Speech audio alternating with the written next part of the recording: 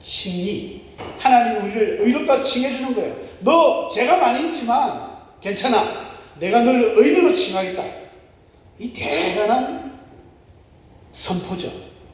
여러분, 우리는 죄가 하나님이 의롭다 칭한다고 해서 죄가 없어지는 게 아닙니다. 죄가 있는데 하나님이 너는 나의 의인이야 인정해버리는 거예요. 그러면 세상 사람들과 우리 예수 믿는 사람은 이미 엄청난 이 차이가 발생합니다. 믿지 않는 사람들도 죄를 짓고 우리는 죄를 지어요. 예수 믿는 사람 죄를 안 짓는다. 순 거짓말이죠. 왜 안 짓습니까? 오히려 죄가 더 많습니다. 아까 말씀드렸잖아요. 율법을 같이 하게 되면, 하나님의 말씀을 접하게 되면 세상 사람들이 볼 때는 죄가 아닌 것도 나한테 죄가 돼요. 그러니까 죄가 더 많습니다. 정말 죽일 죄인이고 몹쓸 죄인이고 죄의 삭은 사망이기 때문에 우리는 사망의 몸을 벗어날 수 없습니다. 그런데도 하나님이 너는 의인이야. 너 내가 천국 들어 보내줄게. 이게 은혜입니다. 이게 은혜고 했어야 돼요. 우리 예수님 아니면 아무도 천국 못 갑니다. 말씀 한 절 보시겠습니다. 로마서 8장 1절에서 2절 말씀 다 같이 합독하시겠습니다. 로마서 8장 1절에서 2절 말씀입니다. 8장 1절에서 2절 말씀 시작.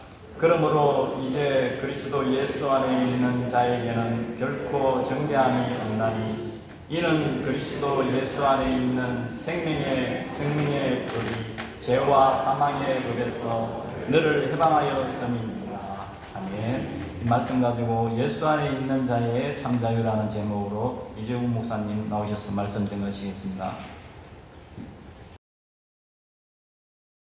할렐루야, 반갑습니다. 목사님 오늘 삼천포 교회 멀리 출타하셔서 오늘도 같이 말씀 나누게 되었습니다. 날씨가 많이 무덥습니다. 무덥지만은 또 어차피 맞이해야 될 계절 잘 우리가 버티고 건강하게 나가면 좋겠습니다. 오늘 저는 로마스 말씀으로 주보를 보고 좀 깜짝 놀랐습니다. 새로운 성경이 등장한 줄 알고 저는 히로마스가 해서 깜짝 놀랐습니다. 로마스, 우리 로마스 성경은 참 멋진 성경입니다. 우리가 성경 전체를 우리가 다이아 반지라고 이렇게 이야기를 한다면 그 다이아 반지 성경 중에 다이아몬드가 로마스다라고 수많은 신학자들이 그렇게 칭찬을 합니다.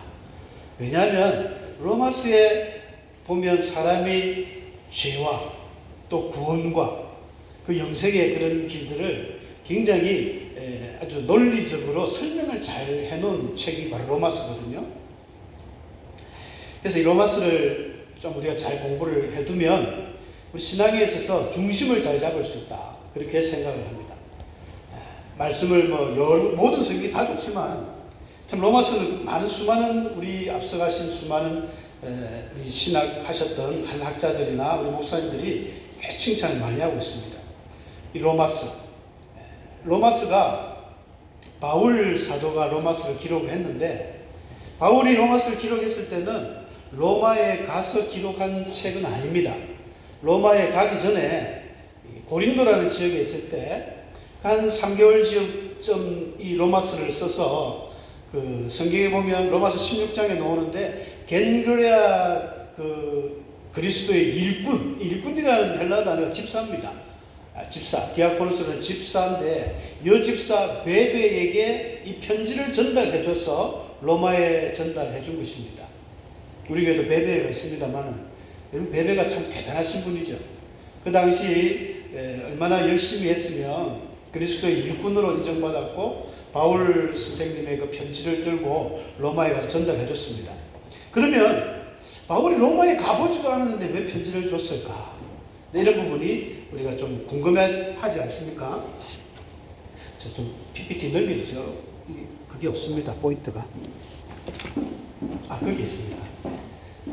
그래서 로마스를 보면은 사도 바울이 사도행전에서 그런 이야기를 합니다. 내가 예루살렘에 갔다가 로마도 보리라. 그리고 로마서 15장에도 이제 되어 있습니다만은 내가 너희에게 갔다가 스바나로 가리라. 스바나는 그 당시 사람들이 스바나 하면은 우리는 좀 생소합니다만은 자기들이 생각할 때 동쪽 끝을 생각합니다. 이게 지금 오늘날 지도로 보면 스페인 지역입니다. 스페인 지역인데 그곳이 끝인 줄 알았어요. 세상 끝인 줄 알았습니다. 바울의 어떤 비전이라면 바울의 복음 전하기를 원하는 그 바울의 꿈은 세계 끝까지 가서 복음을 전할 생각이었어요. 그래서 지금은 고린도 지역에 있지만 이 고린도를 지나서 로마로 가가지고 로마에서 지치지 않고 더 계속 가서 끝까지 세상 끝까지 복음을 전하겠다는 바울의 그 의지입니다. 그래서 바울이 지금 보니까 바울이 자꾸 감옥에도 가고 너무 괴롭히는 사람들이 많은 거예요. 그래서 혹시 로마로 못 갈 수도 있습니다. 바울이 자기 미래일이니까. 그래서 혹시 못 가더라도 나는 못 가도 편지는 가야 된다. 복음은 가야 된다. 그래서 바울이 참 정성 들여 쓴 책인 것 같아요. 복음이 무엇이냐? 인간이 무엇이냐? 인간의 내면의 죄가 무엇이냐? 구원이 무엇이냐? 할례가 무엇이냐? 성령이 무엇이냐? 이런 부분을 아주 집중적으로 바울이 기록을 해서 편지를 보냈습니다. 예습 차원이죠.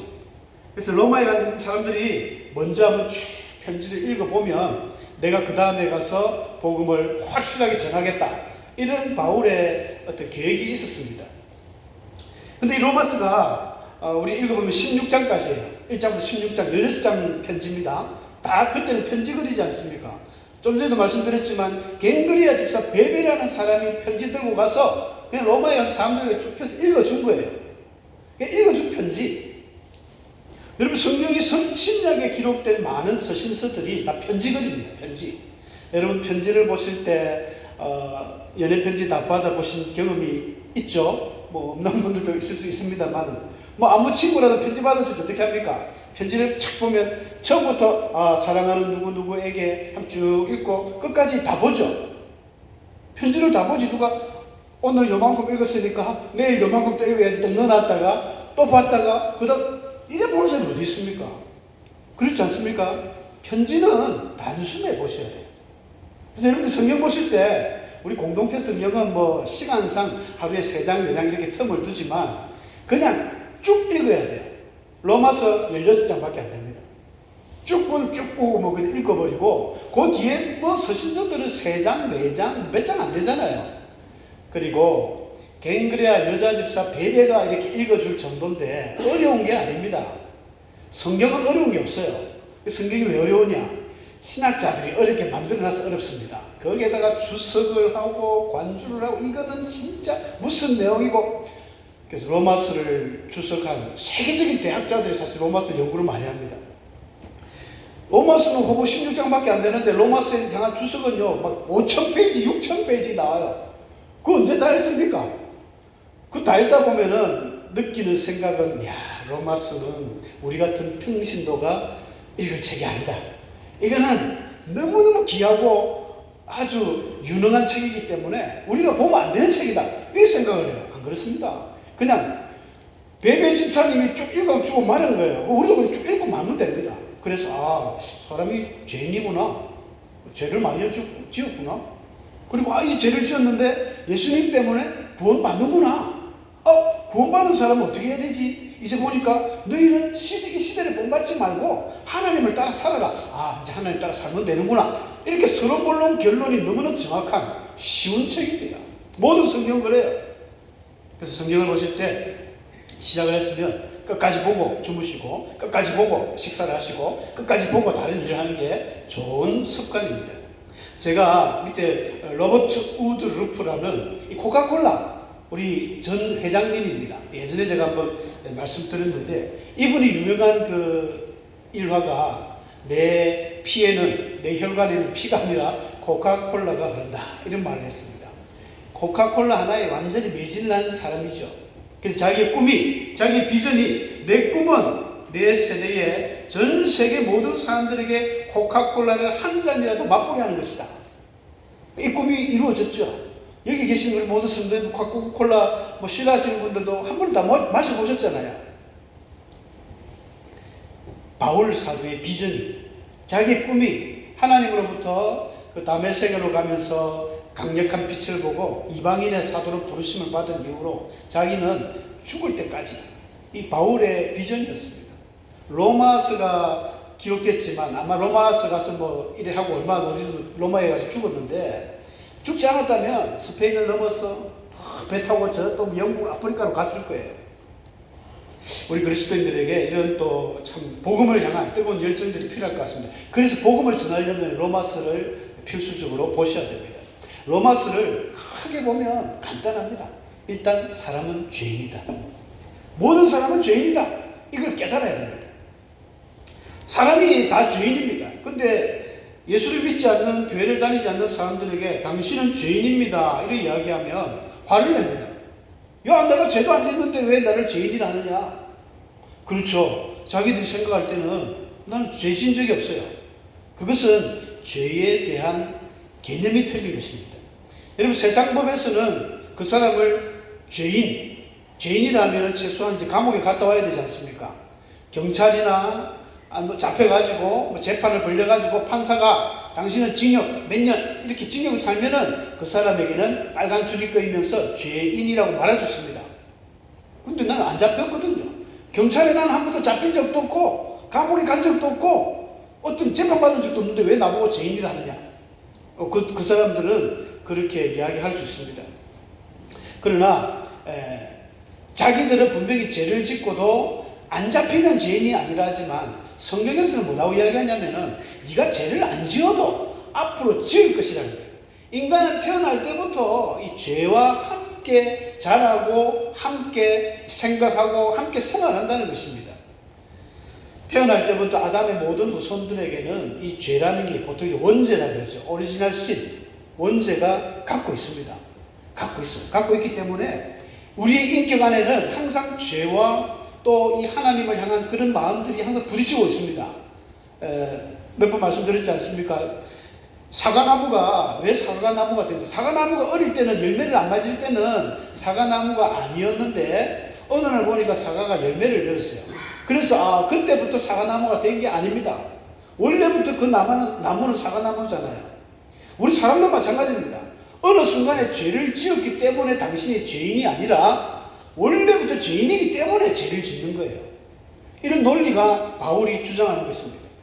모든 사람이 죄인이라. 그래서 그 로마서 1장부터 보면 이 죄가 얼마나 가득한지. 그래서 죄를 안 지으려면 하나님을 믿어야 되는데 사람들이 하나님을 안 믿는 거예요. 하나님을 영화롭게도 하지 않고 하나님께 영광을 돌리지도 않고 하나님의 그 형상을 썩어질 사람과 새와 짐승과 그런 기어다니는 동물 모양으로 하니까 하나님이 관심을 접어버렸습니다.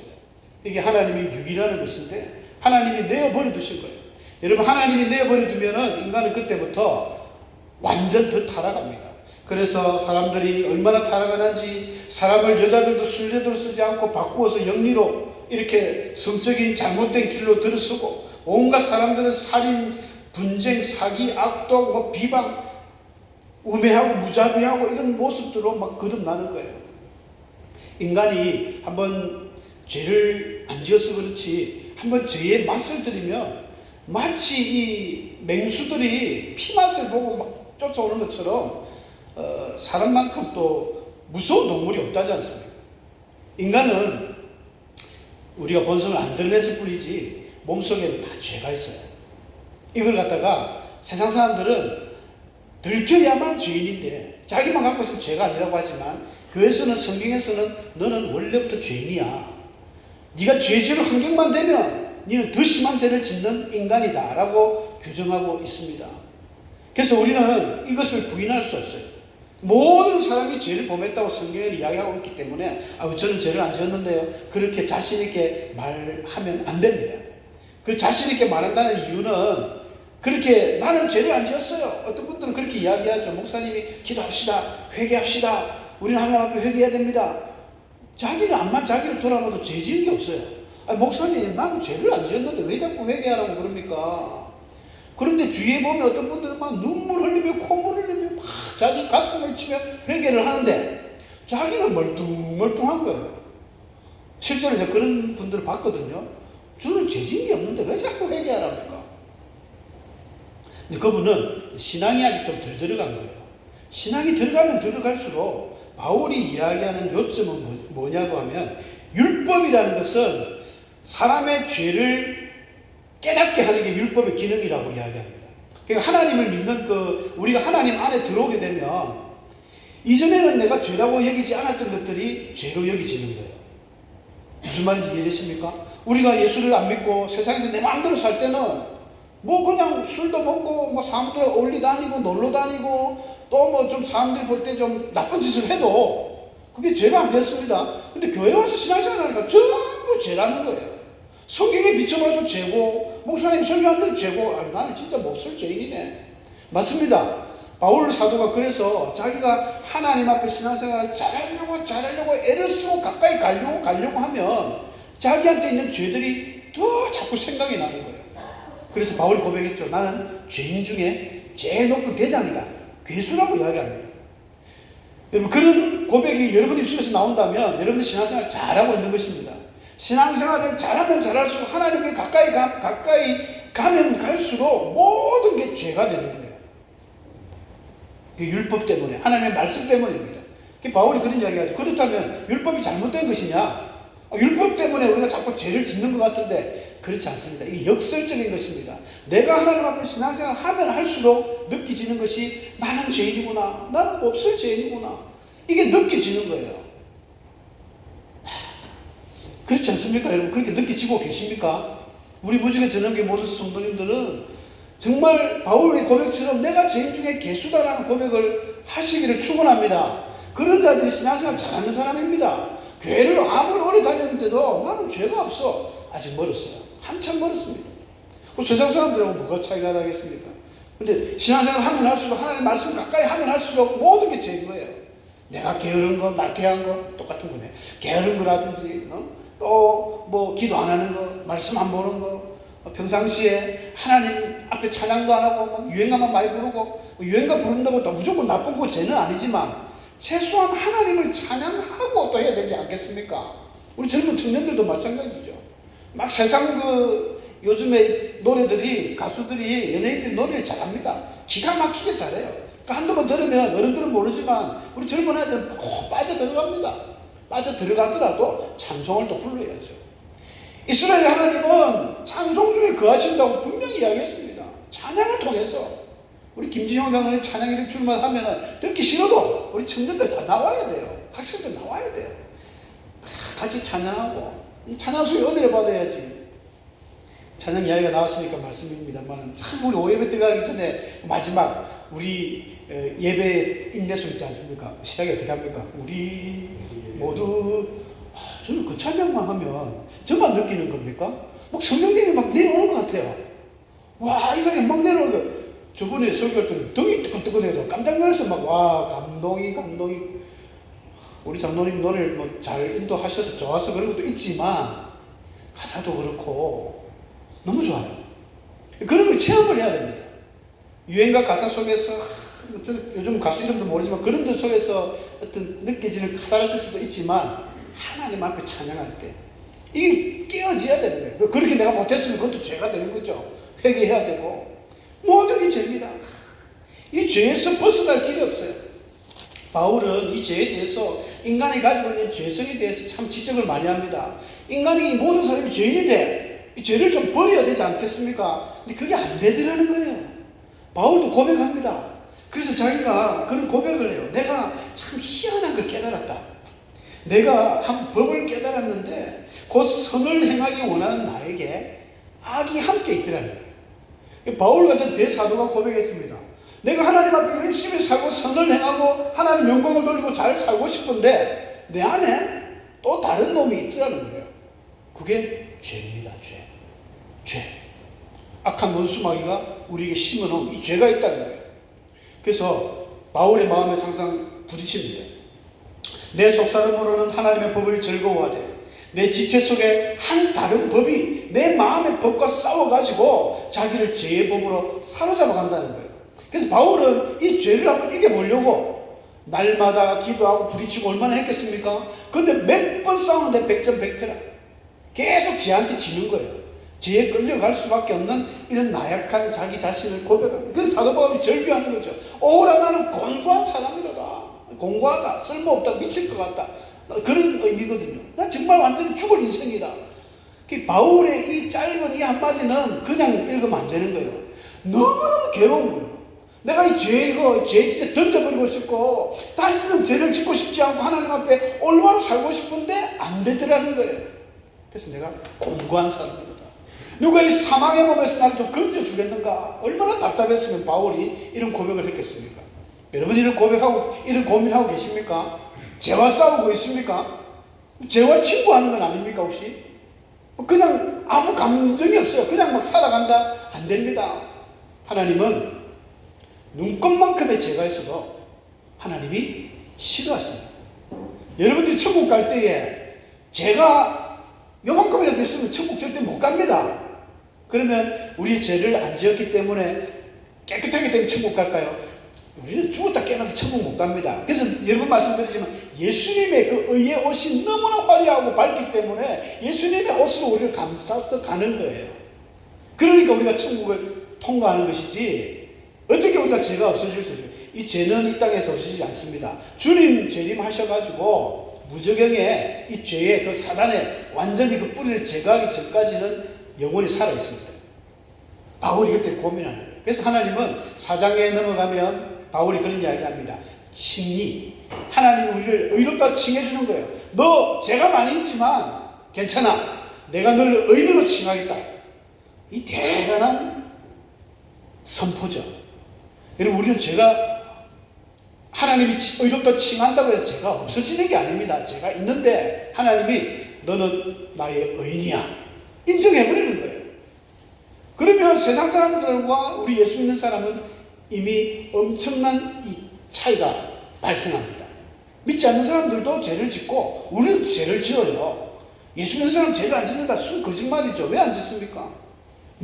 오히려 죄가 더 많습니다. 아까 말씀드렸잖아요. 율법을 같이 하게 되면, 하나님의 말씀을 접하게 되면 세상 사람들이 볼 때는 죄가 아닌 것도 나한테 죄가 돼요. 그러니까 죄가 더 많습니다. 정말 죽일 죄인이고 몹쓸 죄인이고 죄의 삭은 사망이기 때문에 우리는 사망의 몸을 벗어날 수 없습니다. 그런데도 하나님이 너는 의인이야. 너 내가 천국 들어 보내줄게. 이게 은혜입니다. 이게 은혜고 했어야 돼요. 우리 예수님 아니면 아무도 천국 못 갑니다. 그래서 똑같은 말이죠. 이신덕이 너를 의롭게 여긴다. 너를 의롭게 칭한다.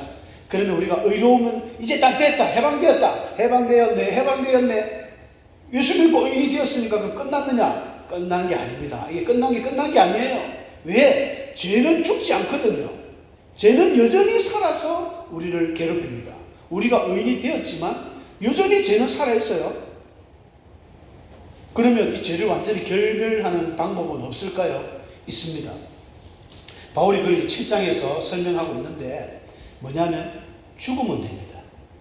그렇지 않습니까? 여러분 옛날 우리 결혼한 부부 사이, 저희 부모님 세대 때는 그런 게 많았어요. 무식한 아버님들이 막 엄마한테 주먹질을 많이 했습니다. 예전에 그랬죠. 여기 근사님들도 아마 혹시 맞은 기억이 있는지 모르겠습니다만 막 두드려 맞고 그래요. 그러면 아이고 저 양반하고 못 살겠네. 저 양반하고 살다가는 내가 이건 제명에 못 살겠네. 어떻게 합니까? 도망을 갑니다. 도망갔다고 해결되는 게 아닙니다. 희한하게 또 잘 찾아요. 막 전화해가 찾아가 잡아가지고 더 두드려 팹니다. 안 맞으려면 제일 좋은 방법은 뭡니까? 일단 이혼하면 됩니다. 갈라서면 돼요. 너는 누구 나는 나입니다. 근데 예전에 뭐 이혼이 쉬웠습니까? 이혼한다 하면 니 뭐라 했네 일로 와 하면서 더 두드려 팹니다. 제일 좋은 방법은 남편이 죽든지 내가 죽든지 둘 중에 하나 죽어버리면 돼요. 죽으면 끝나는 거죠. 내가 죽으면 안 되니까. 남편이 죽으면 좋겠건만 안 죽어요. 바울이 그런 이야기를 예를 듭니다. 너희들이 법을 잘 알지 않느냐. 남편이 살아있을 때 이 아내가 남편 보기 싫다고 바깥에 나가가지고 남편보다 훨씬 멋있는 잘생긴 사람들하고 만나가지고 희낙낙하고 차 마시고 놀러 다니면 그거는 해서는 안 될 잘못된 음녀의 일이다. 그런데 죽고 나면은 이게 이혼되고 나면은 자유한 몸이 되면은 내가 뭐 누구를 만나든 아무 잘못이 없다는 거죠. 그래서 6장에서 세례를 이야기하면서, 여러분 세례라는 게 우리가 세례를 이렇게 우리 장로교에서는 약식으로 물을 뿌리지만 침례교에서는 실제로 요 강대상 뒤에 가면 이 욕조 같은 게 있습니다. 그래서 물에 잠깐 푹 잠겼다가 나오죠. 성경적으로 사실 침례가 더 가깝죠. 왜냐하면 세례라는 뜻이 베프티스트라는 게 물을 뿌리다는 뜻도 있고 잠긴다는 뜻도 있는데, 우리가 이 물에 잠긴다는 뜻은 무슨 말이냐면 죽는다라는 뜻입니다. 내가 세례를 받으면, 여러분 세례 다 받았죠. 세례 교회는 뭐냐면 죽었다는 거예요. 내가 죽었다. 근데 우리 육체가 죽은 건 아니죠. 육체가 죽으면 뭐 죄가 있는 상태로 우리가 죽으면요 지옥 갑니다. 100% 지옥 갑니다. 사망의 몸에 살다가 제 문제를 해결 안 하고 죽었잖아요. 그럼 지옥 갑니다. 그래서 그 제 문제를 해결하는 유일한 방법이 내가 죽으면 되는데, 육체는 안 죽죠. 우리의 영이 죽습니다. 그 작업이 바로 세례라는 것이에요. 물속에 풍덩, 아니면 이제 목사님이 세례 물을 뿌려가지고 이 세례 받을 때 우리의 영이 죽었습니다. 이제 죽고 새롭게 태어난 거예요. 새롭게 태어나면서 누구랑 태어나느냐면 예수님과 함께 새롭게 재혼을 하는 거예요. 재혼. 죄와 이혼을 해버리고 예수님과 다시 재혼을 해서 새로운 삶을 시작하는 것이 저와 여러분들의 그리스도인의 삶이라는 것입니다. 바울이 그 이야기하는 거예요. 이 세례를 통해서 우리는 완전히 죽었습니다. 무릇 그리스도 예수와 합하여 세례를 받은 우리는 그의 죽으심과 합하여 세례를 받는 줄 알지 못하느냐? 죽었다는 거예요. 우리가 그의 죽으심과 합하여 세례를 받음으로 그와 함께 장사되었나니 우리는 또한 새 생명 가운데 생각이 하냐니라. 여러분 세례받은 우리 모든 세례교인들은 죽었습니다. 죄에 대해서 죽었습니다. 그러면 예수님과 함께 사는 새로운 인생이 된 거예요. 굉장히 복받은 인생이죠. 똑같이 바라볼 때 교회를 다니는 사람, 안 다니는 사람, 세례를 받은 사람, 안 다니는 표가 안 나지만은 영적으로 보실 때는 어마어마한 신분 변화가 나타난 거예요. 요한복음 1장 12절에 영접한 자고 그 이름을 믿는 자들에게는 어떻게 된다 했습니까? 하나님의 자녀가 되는 권세가, 권세. 여러분 앞에 있는 이 목사가 아무것도 아닌 그냥 하나의 인간 존재지만 원수 마귀가 볼 때는요 어마어마하게 태산 같은 존재입니다. 왜? 저 안에 예수가 있기 때문에. 저 안에 예수님이 있고 성령님이 함께하기 때문에 마귀들은 감히 근접할 수 없는 하나님의 자녀의 권세가 있는 권세. 이 권세는 내가 가지려고 가지지는 게 아닙니다. 내가 예수님을 믿었기 때문에, 내가 예수님과 이제 재혼생활하고 새로운, 누구든지 그리스도 안에 있으면 새로운 피조물이 된다 했기 때문에 새로운 인생을 살고 있기 때문에 나에게 주어진 권세입니다. 원수 마귀 꼼짝 못해요. 근데 그 권세를 가지고 있으면서 안타까운 것은 사용을 못하는 사람들이 너무 많다는 것입니다. 여러분 예수의 권세로 사용하셔야 돼요. 야고보 사도가 그랬지 않습니까? 너희는 마귀를 대적하라. 그리하면 마귀가 너희를 피하리라. 대적도 안 해요. 무서워서. 여러분 마귀가 뭐가 무섭습니까? 일단 눈에 안 보이잖아요. 우리는 눈에 안 보이니까 담대할 수 있습니다. 귀신을 가끔 보는 분들이 있더라고 보니까. 저도 한때는 총각 때는 기도하면 하나님 영안을 열어주십시오. 영안을 열어주십시오. 귀신을 보고 축사를 하고. 제가 보니까 귀신 보는 사람들이 안 좋아요. 이런 무당들도 보통 그러지 않습니까? 그런 사람들이 별로 재미가 없어요. 밤마다 꿈자리가 시끄럽고 뭐하러 그렇게 삽니까? 그러나 우리는 그 모두 있다고 생각하고 믿고 선포하는 거예요. 예수 그리스도 이름으로 악한 영들을 선포하고 여러분 질병을 선포하고 모든 우리의 막힌 담이 무너지도록 선포하는 것입니다. 가게를 운영하시는 장사하시는 아침에 일찍 가가지고 영적으로 예수의 권세를 선포하는 것입니다. 이것을 만든 모든 어둠의 악한 영들, 그 불의 세력들 떠나가라고 선포하는 것입니다. 할 수 있습니다. 왜? 우리는 하나님의 자녀이기 때문에. 그런 능력이 있다는 거예요. 바울이 그런 이야기를 하는 것입니다. 그래서 로마서 8장은 진짜 다이아몬드 중에 다이아 반지의 가장 빛나는 그 부분이 로마서 8장이다. 황금장이다. 뭐 성령장이다. 이런 닉네임들이 많아요. 바울이 그렇게 고백합니다. 우리가 그렇게 죄가 많은 인생이지만, 죄를 극복할 수 없는 나약한 인생이지만 우리에게 참 복음, 굿뉴스, 복음이 왔는데 그 복음이 뭐냐면 바로 예수 그리스도 안에 있는 사람에게는 정죄함이 없다는 거예요. 여러분 예수 안에 있는 사람들에게는 결코 정죄함이 없다는 것은 이제 하나님의 심판대에서 우리가 다 심판합니다. 너는 이런 죄 저런 죄 막 지었구나. 너는 안 되겠다. 너는 지옥 가야 되겠다. 근데 딱 보니까 예수 그리스도의 옷이 있어요. 우리에게 결혼식에 들어가면 예복을 입듯이 그리스도의 옷을 입고 있으면 딱딱하다가 너는 죄를 정하지 않습니다. 정죄하지 않습니다. 너는 예수님 옷 입고 있네? 천국으로 들어가. 그렇게 해서 우리가 천국 가는 거예요. 이게 바로 예수님이 이 땅에 오셔서 하셨던 위대한 일입니다. 주님이 십자가에서 자신의 몸을 살찌으시고 피 흘리면서 십자가에 죽으시면서 완성하신 새로운 성령의 법이에요. 생명의 성령의 법입니다.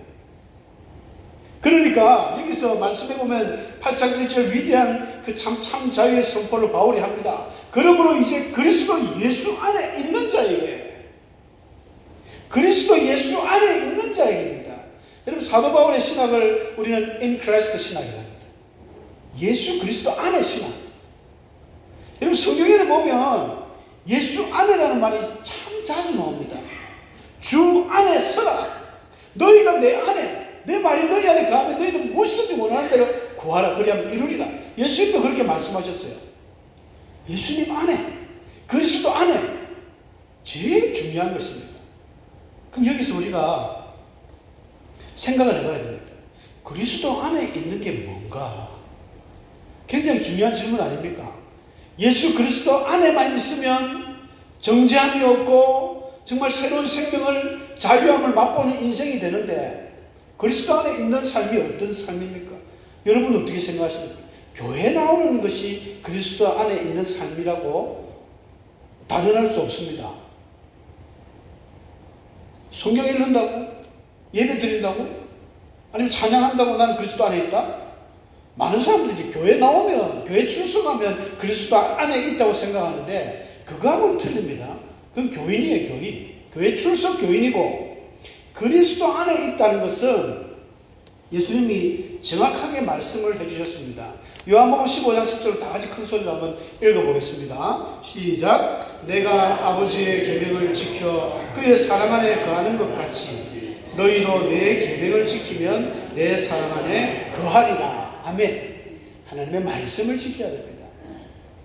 예수님께서 하나님의 말씀대로 그 고통의 십자가 피할 수만 있다면 피하고 싶었지만 아버지 하나님이 정하신 그 길이기 때문에 믿음으로 순종하며 십자가를 지셨습니다. 예수님도 하셨던 모든 일이 하나님의 말씀에 불순종하지 않고 순종함으로 그 계명을 지키며 활동하셨어요. 그러니까 너희도 내 계명, 예수님이 하신 말씀, 더 넓게 하나님의 성경 말씀, 율법, 율법이 없어진 게 아니에요. 어떤 사람들은 구약의 율법은 이제 필요 없다. 큰일 날 소리입니다. 예수님께서 직접 말씀하셨잖아요. 율법을 내가 없애놓은 게 아니다. 폐하러 온 것이 아니다. 완성하러 왔다는 거예요. 더 불완전했던 율법이 완전해졌어요. 예수님의 그리스도의 십자가 사역으로 그 예수님의 사랑 안에서 다듬어지고 더 발전된, 업그레이드 된 것이 율법입니다. 율법을 벗어나서 우리는 살 수 없어요. 그 하나님의 말씀, 계명을 지키며 사는 것이 바로 그리스도 안에 있는 삶입니다. 여러분들 하나님의 말씀을 지키고 살고 계십니까? 굉장히 중요하죠. 내가 그리스도 안에 거예요. 그리스도 안에 거예요. 로마서 8장에는 제가 읽지 않았습니다만 그 뒤쪽에 쭉 읽으면 로마서 전체에 성령, 하나님의 영이라는 단어가 34번 정도 나와요. 34번 정도 나오는데 로마서 8장에만 21번이나 나옵니다. 이 영이. 이 영 중에도 성령을 가리키는 것은 19번이고 2번 빼고는 전부 성령의 이야기거든요. 그래서 성령장이라는 별명도 있는데 하나님 영을 따라서 행하는 거예요. 그래서 우리가 율법이 육신으로 말미암아 연약하여 할 수 없었던 그것, 우리는 죄를 이길 수가 없잖아요. 율법을 이길 수가 없습니다. 율법은 죄를 깨닫게만 하지 이길 수가 없어요. 근데 그 율법이 약해서 할 수 없던 그것을 하나님은 하신다는 거예요. 누구 안에서? 그리스도 안에서. 예수 그리스도 안에 있을 때 이런 것들이 완전해진다는 것입니다. 그래서 육신을 따르지 않고 그 영을 따라 행하는 우리에게는 율법의 요구가 이루어지게 하려 하십니다. 죄를 이길 수 있는 유일한 방법은 그리스도 안에 있는 것입니다. 예수 안에 있는 거예요. 주의 계명을 지키며 하나님의 말씀대로 살아가는 것, 이게 제일 중요합니다. 그래서 우리가 아침마다 일어나서 항상 기도할 때 기도의 첫 번째 제목은요, 성령께서 오늘도 내게 충만히 임재하시고, 하나님 내 마음이 비록 죄악에 살고 있는 사망의 몸이지만 주의 성령께서 내 안에 충만히 임하셔서 나의 생각도 내 말도 나의 묵상도 내 모든 행동도 내 모든 계획들이 주 뜻 안에 있게 하옵소서. 이 기도하는 게 제일 중요합니다. 그렇게 말씀대로 살아가고 계명을 따라 살아가면 우리는 주 안에 있는 사람, 그리스도 안에 있는 사람, 복 있는 인생이 되는 것입니다. 저와 여러분이 이런 하나님의 복 있는 인생 살 수 있도록 오늘도 성령으로, 내일도 성령으로, 우리가 죽을 때까지 성령으로, 루터의 말처럼 나는 죽을 때까지 예수가 필요하다. 우리에게는 예수가 필요합니다. 예수님으로 충만한 주의 성도들 되기를 축원합니다.